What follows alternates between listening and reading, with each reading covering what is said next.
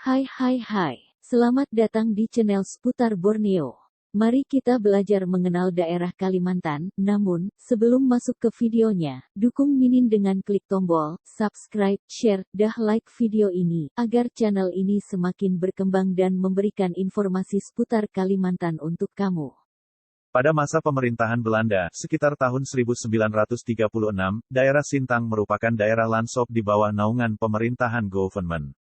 Daerah Lansop ini terbagi menjadi empat onderafdeling yang dipimpin oleh seorang controller atau gesakekber, yaitu, 1. Onderafdeling Sintang berkedudukan di Sintang, 2. Onderafdeling Melawi berkedudukan di Nangapino, 3. Onderafdeling Semitau berkedudukan di Semitau, dan 4. Onderafdeling Boven Kapuas berkedudukan di Putu Sibau. Sedangkan daerah kerajaan Sintang yang didirikan oleh Demang Irawan, Jubair I, dijadikan daerah Swapraja Sintang dan kerajaan Tanah Pinoh dijadikan Neo Swapraja Tanah Pinoh. Pemerintahan Lansop ini berakhir pada tahun 1942 dan kemudian tampuk pemerintahan diambil alih oleh Jepang. Pada masa pemerintahan Jepang, struktur pemerintahan yang berlaku tidak mengalami perubahan, hanya sebutan wilayah kepala pemerintahan yang disesuaikan dengan bahasa negara yang memerintah kala itu. Kepala negara disebut Kenkarikan, semacam bupati sekarang, sedangkan wakilnya disebut dengan Bun Kenkarikan dan di setiap kecamatan diangkat Gunco, kepala daerah. Setelah adanya pengakuan kedaulatan dari pihak Belanda kepada pihak Indonesia, kekuasaan pemerintahan Belanda yang disebut Afdeling Sintang diganti dengan Kabupaten Sintang, Onderafdeling diganti dengan Kawedanan, distrik diganti dengan kecamatan. Demikian pula halnya dengan jabatan residen dengan bupati, kepala distrik diganti dengan camat dan yang menjadi bupati Sintang pada waktu itu adalah Raden Gondowiryo. Lokasi awal kerajaan Sintang diperkirakan terletak di desa Tebelian Nangasepauk yang terletak sekitar 50 km dari kota Sintang, saat ini.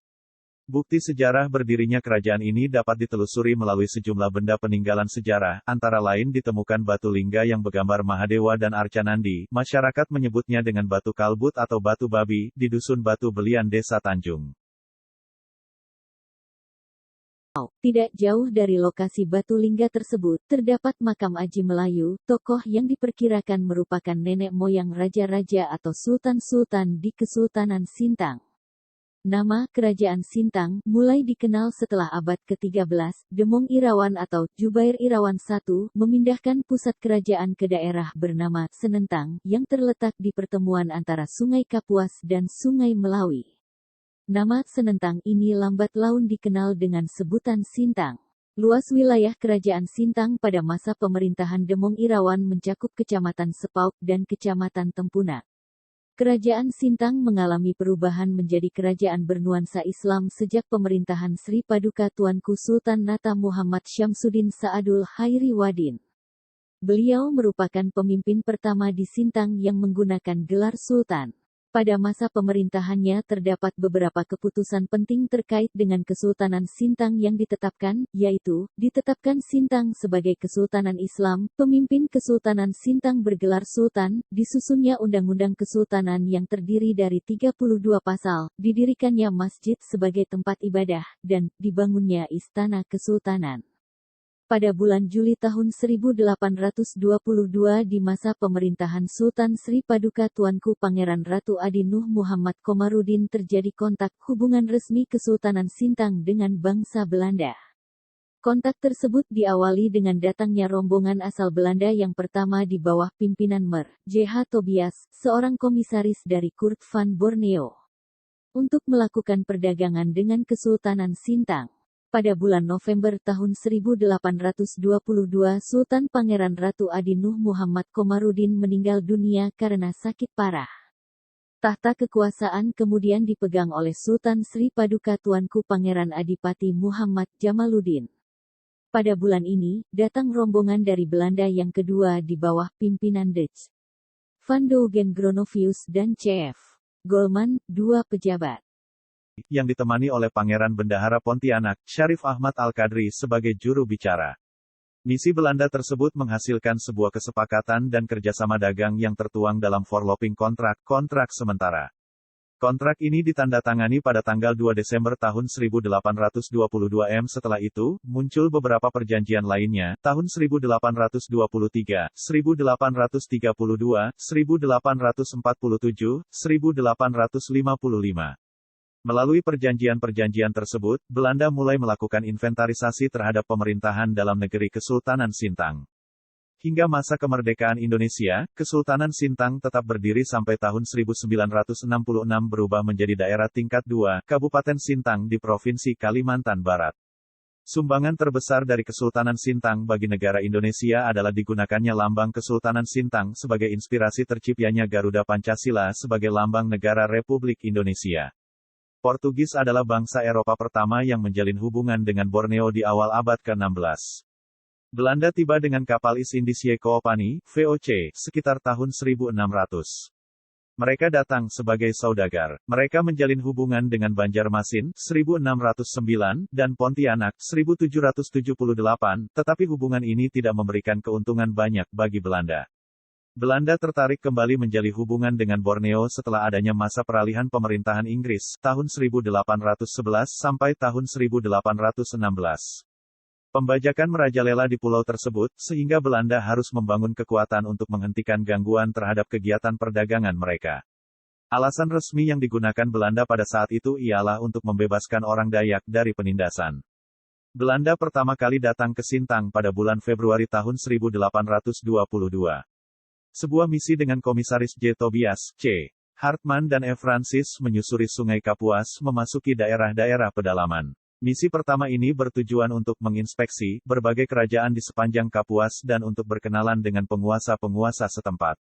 Raja di Sintang, seperti halnya Raja Sekadau dan Sanggau, tidak tertarik dengan misi delegasi Belanda tersebut, sehingga menimbulkan ketidaksenangan J. Tobias.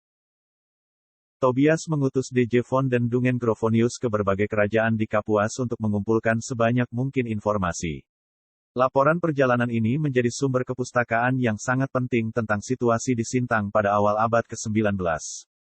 Selain mencari informasi, Grovonius juga mengadakan perjanjian dengan penguasa setempat. Pada saat itu penguasa Sintang, Sultan Adipati Muhammad Jamaluddin baru saja meninggal, sehingga perjanjian pertama dibuat antara Grovonius dengan pemimpin anggota keluarga dari pihak kerajaan.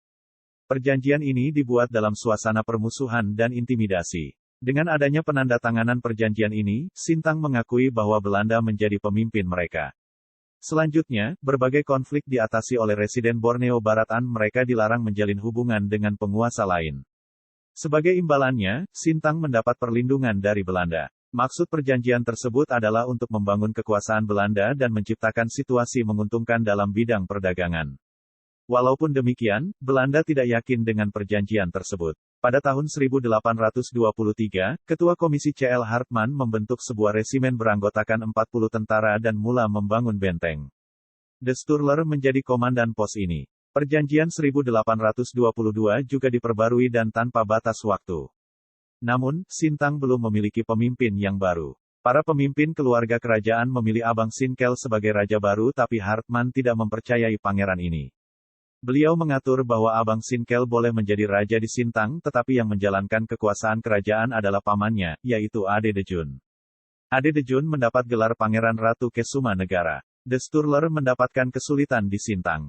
Benteng dalam keadaan memprihatinkan, begitu juga dengan pasukan tentaranya. Dia tidak memiliki kekuasaan untuk menghentikan tradisi pemenggalan kepala dan untuk mengakhiri konflik antara Sintang dengan daerah-daerah di sekitarnya. Dia meninggalkan benteng tanpa izin tahun 1825. Akhirnya benteng diabaikan begitu saja pada tahun 1827. Kemudian benteng tersebut dibakar pada tahun 1830 oleh Pangeran Kuning, saudara Pangeran Ratu. Karena Belanda harus menghadapi perang yang dinamakan Perang Jawa, tahun 1825 sampai tahun 1830, maka investasi di Borneo berakhir. Tidak ada uang, maka tidak ada penjajahan dan Sintang dibiarkan bebas selama 30 tahun. Terima kasih telah menonton video ini. Tonton video kami lainnya serta nyalakan tombol lonceng agar kamu tidak ketinggalan video terbaru dari kami.